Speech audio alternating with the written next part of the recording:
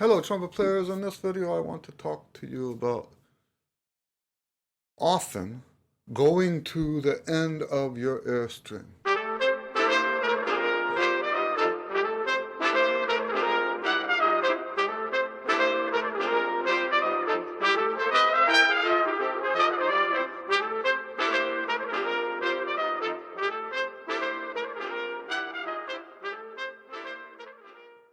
What do I mean by going to the end of your air? Let's start by looking at long tones. There has always been this idea that a long tone is when you play a single note, take a breath, play the note, and keep going until you're so far out of air that your muscles are quivering. Okay, I'm not taking it that far. I've done that before. I did it in the early 80s. I don't think that's as necessary. You know what I do think is good is experimenting with that. Maybe not in your routine, but if you come over here to your music side, experiment with some of that.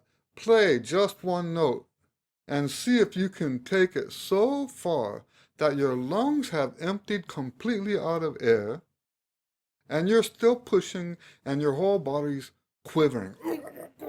Right? You can barely hold the instrument up because you're like, it's almost like you're in a cramp. Your whole body is cramping around your lungs. Great experiment so that you can experience. That's why I got stuck there for a second. Great experience so you can, now, great experiment so you can experience that as a phenomenon. What I want you to apply that to, though, is something a little bit more musical. Now, people like to say about my long tones is that they are the most musical long tones that they've ever played. I don't take full credit for that. All of my long tones come from a blend of influences. The Chickwitz study is in there. The lip bends by what do you call it? Stamp have influenced my long tones, and also the whoever invented the spider long tones, that's in my long tones. The long tones that are in my, most importantly, the chops series, the trumpet chops series, trumpet chops Tyro, trumpet chops player, trumpet chops apprentice, trumpet chops pro, trumpet chops major, not major, trumpet chops master. Okay. The long tones in all of those have those influences, those three influences. And that's what makes them so musical. But what I want you to do, and I hope I don't distort the microphone here. I will play away so it doesn't distort the microphone. Let's say we're doing, I'm just making this up because I don't have it in front of me. Let's say we're doing a long tone that starts on G and goes down to low E flat. Well, I think this is actually a long tone in the player book.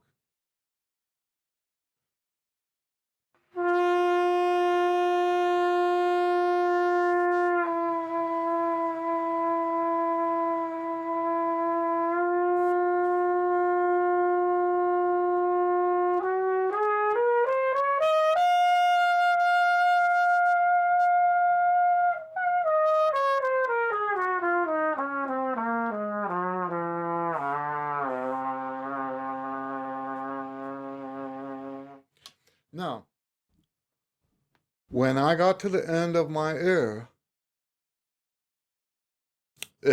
I could not have played another second after that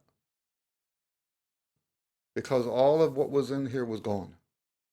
Now the difference between the long tone I told you about where people push to shaking is they go past the lungs being emptied. Now, why do we do this? And I think you should do this on every exercise. You should do it musically in your music side. Go as far as you can go before you take a breath, to the point where everything is emptied out and you're just about to stop the note because there's nothing left. We want to do that. Now, let me give you one more example. Let's do a tonalization study. We'll do it in the same key.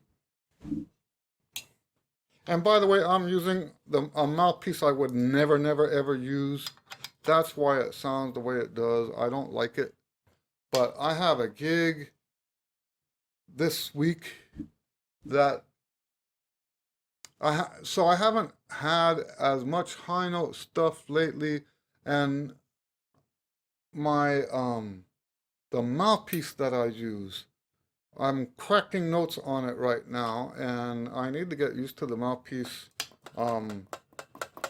I can't believe I'm actually saying that, but anyway, that's why I'm on this mouthpiece right now, as I want to be ready for the gigs when they come up.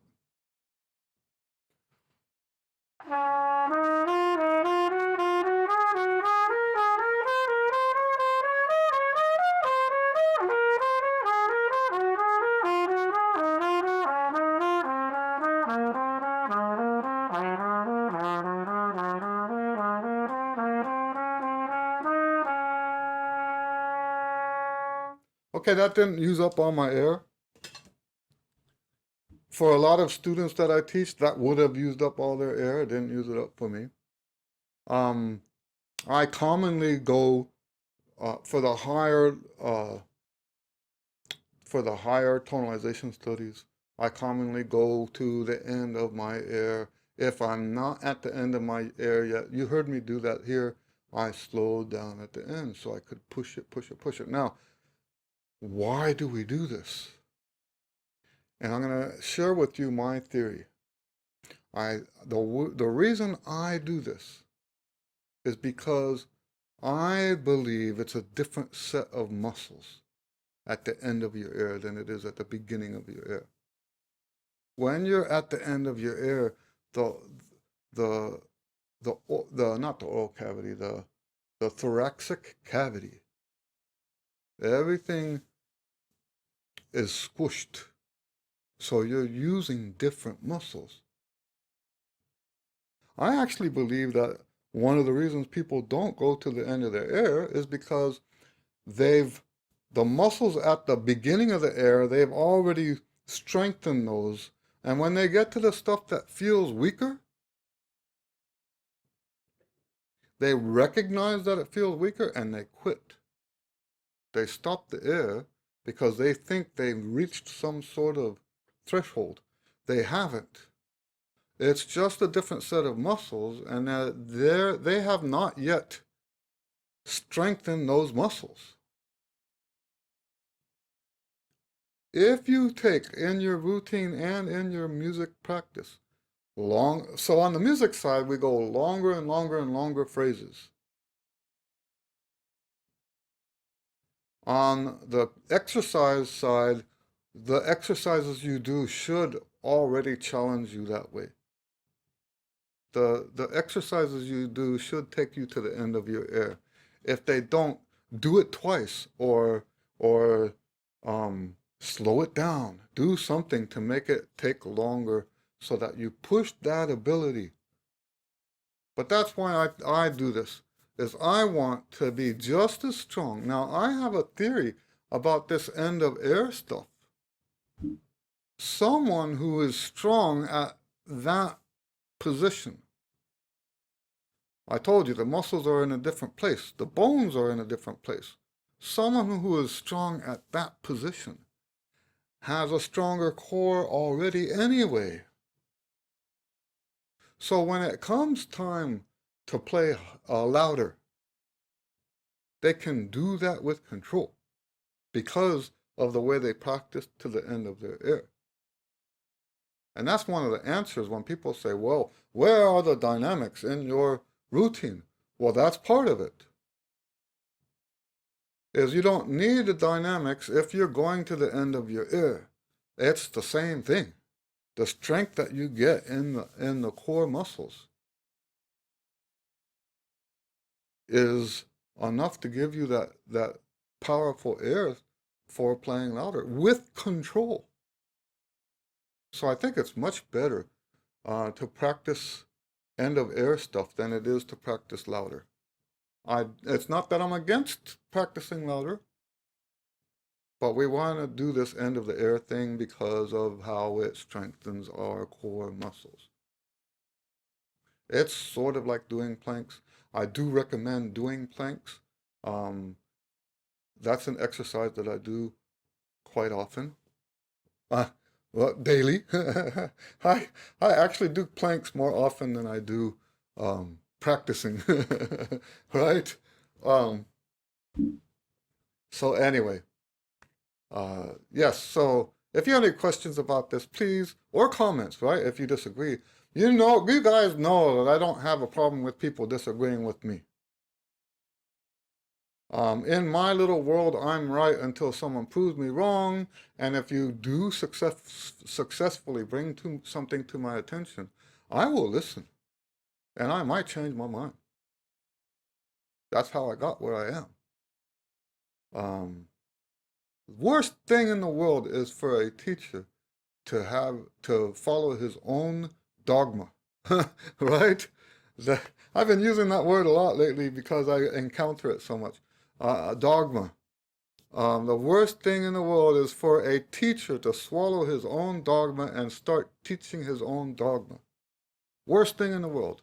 And I hope I never, ever, ever get caught up in that kind of teaching. All right. That's what I have for you. God bless you. We'll see you on the next video. Thank you very much.